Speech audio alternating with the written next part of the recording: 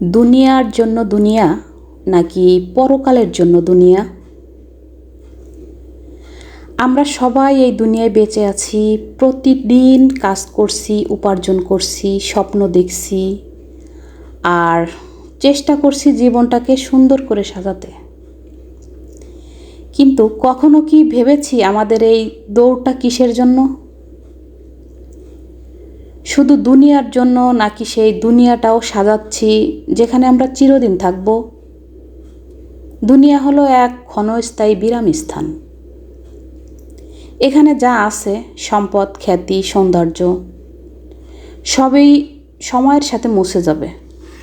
তুমি যতই জমাও, শেষ নিঃশ্বাসে সব ছেড়ে যেতে হবে। কিন্তু যদি আমরা দুনিয়ার কাজগুলো করি পরকালের নিয়ত নিয়ে, তাহলে এই ক্ষণস্থায়ী জীবনও চিরস্থায়ী হয়ে যাবে।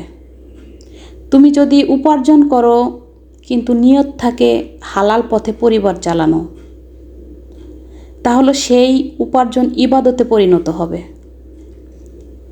তুমি যদি মানুষের উপকার করো, নিয়ত থাকে আল্লাহের সন্তুষ্টি, তাহলে সেই উপকার হবে সওয়াবের ভাণ্ডার। সমস্যা তখনই হয় যখন আমরা দুনিয়াকে শুধু দুনিয়ার জন্য ব্যবহার করি, শুধু নিজের আরাম, নিজের নাম, নিজের লাভের জন্য।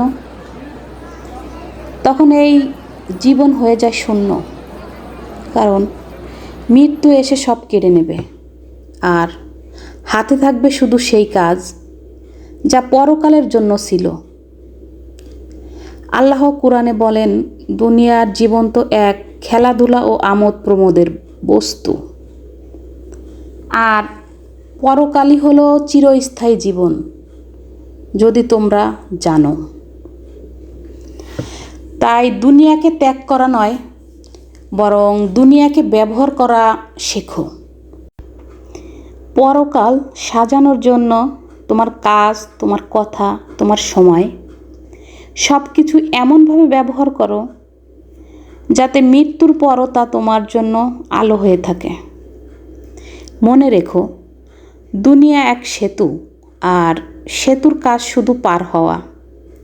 তুমি কেমন পার হচ্ছ তাই ঠিক করবে তোমার চিরস্থায়ী ঠিকানা কোথায় হবে।